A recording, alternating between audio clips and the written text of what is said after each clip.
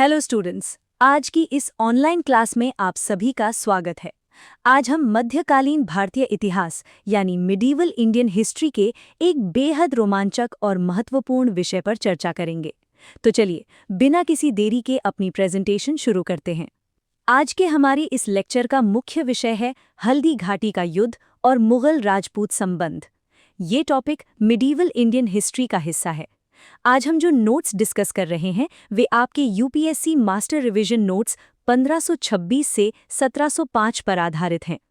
इस स्लाइड में हम मुगल राजपूत संबंधों की शुरुआत यानी बैकग्राउंड समझेंगे। शुरुआत होती है 1526 से, जब प्रथम पानीपत युद्ध हुआ था। इस युद्ध में बाबर ने इब्राहिम लोदी को हराया था। यहीं से भारत में मुगल साम्राज्य की स्थापना हुई। इसके ठीक अगले साल 1527 में खानवा का युद्ध लड़ा गया, जो बाबर और राणा सांगा के बीच था।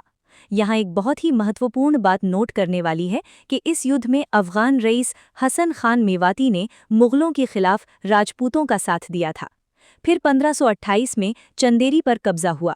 इस युद्ध में मेदिनी राय की हार हुई, जिससे राजपूत शक्ति का एक अस्थायी पतन देखने को मिला। अब हम बात करेंगे कि कैसे अकबर ने राजपूतों के प्रति अपनी नीति को 3 चरणों में विकसित किया। चरण 1, वफादार सहयोगी। इस चरण में राजपूतों ने मुगल अधीनता स्वीकार की। इसके बदले एक शर्त रखी गई थी कि राजपूतों को अपनी रियासतों की रक्षा के लिए मुगलों को सैन्य सेवा देनी होगी। चरण 2, साम्राज्य के रक्षक। ये चरण गुजरात अभियान के बाद शुरू हुआ। राजपूत अब केवल सहयोगी नहीं रहे, बल्कि मुगल सेना के सेनापति बने। उदाहरण के लिए 1576 में मान सिंह को ये जिम्मेदारी दी गई। चरण 3, समान भागीदार। इस आखिरी चरण में अकबर ने खुद को उलेमाओं से अलग कर लिया। 1578 में अकबर ने मजहर जारी किया। इस दौरान राजपूतों को उच्च पदों यानी मनसब्स पर नियुक्त किया गया। अकबर समझ गया था कि भारत पर राज करने के लिए राजपूतों का साथ जरूरी है, इसलिए उसने कूटनीति का सहारा लिया। वैवाहिक संबंध। 1562 में अकबर ने आमेर के राजा भारमल की बेटी से विवाह किया। इसी के चलते भगवान दास और मान सिंह का मुगल शाही सेवा में प्रवेश हुआ। प्रशासनिक भागीदारी। राजपूतों को उच्च मनसब यानी हाई रैंक्स दिए गए। धार्मिक सहिष्णुता। अकबर ने कुछ ऐसे कदम उठाए जिससे राजपूत खुश हुए। उसने 1563 में तीर्थ यात्रा कर समाप्त कर दिया। 1564 में जजिया कर भी हटा दिया गया। साथ ही राजपूत रानियों को महल के भीतर पूजा करने की पूर्ण स्वतंत्रता दी गई। अब हम आते हैं हल्दी घाटी युद्ध की पृष्ठभूमि पर।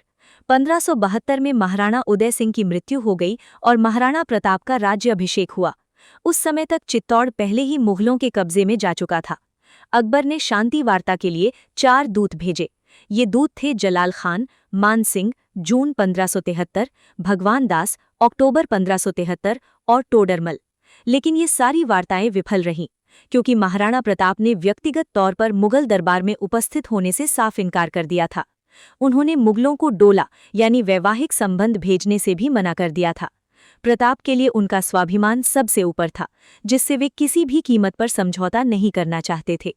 चलिए दोनों सेनाओं की ताकत का आकलन करते हैं। महाराणा प्रताप, मेवाड़। इनकी रणनीति छापामार युद्ध की थी। इनकी सेना में लगभग 3000 घुड़सवार और 400 भील धनुर्धर शामिल थे। इनके प्रमुख सेनापति थे हकीम खान सूर, रामदास राठौड़, भामा शाह और पूंजा भील। इनकी सबसे बड़ी शक्ति थी अरावली का भौगोलिक ज्ञान और सैनिकों का अदम्य साहस। मुगल सेना, मान सिंह के नेतृत्व में। इनकी रणनीति पारंपरिक तोपखाने और भारी सैन्य बल पर आधारित थी। सेना की संख्या पर अलग अलग राय है। बदायूनी के अनुसार 5000 और वीर विनोद के अनुसार 80,000 सैनिक थे।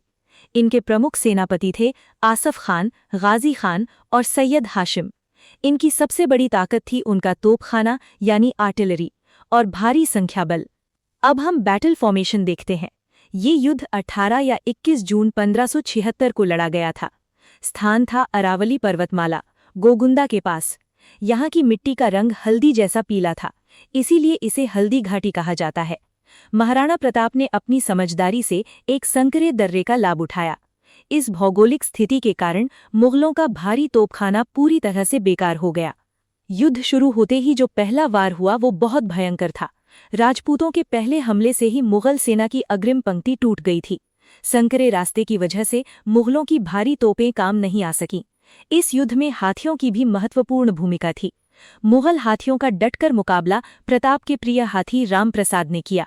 इसके बाद सीधा मुकाबला हुआ, जहां महाराणा प्रताप ने सीधे मान सिंह के हाथी पर हमला बोल दिया। प्रताप का भाला सीधा मान सिंह के हौदे पर जाकर लगा। इस लाइन में हम युद्ध भूमि के सच्चे हीरोज की बात करेंगे। चेतक की वफादारी। चेतक महाराणा प्रताप का सफेद अरबी घोड़ा था। उसने दुश्मनों को भ्रमित करने के लिए हाथी का मुखौटा पहना हुआ था। वो बुरी तरह घायल हो गया था, लेकिन फिर भी उसने 26 फीट लंबे नाले को छलांग लगाकर पार किया। उसने अपने स्वामी प्रताप की जान बचाई और वीर गति को प्राप्त हुआ। झाला मन्ना का सर्वोच्च बलिदान। युद्ध में एक वक्त ऐसा आया जब महाराणा प्रताप बुरी तरह घिर गए और घायल हो गए। तब सरदार मन्ना जी झाला ने आगे आकर प्रताप का शाही मुकुट पहन लिया। मुगलों ने मुकुट देखकर उन्हें ही प्रताप समझ लिया। इस भ्रम के कारण असली महाराणा को युद्ध भूमि से सुरक्षित निकलने का समय मिल गया। तो इस युद्ध का परिणाम क्या रहा? सच कहें तो ये अनिर्णायक यानी इनकन्क्लूसिव रहा। मुगल सेना महाराणा प्रताप को न तो पकड़ सकी और न ही मार सकी।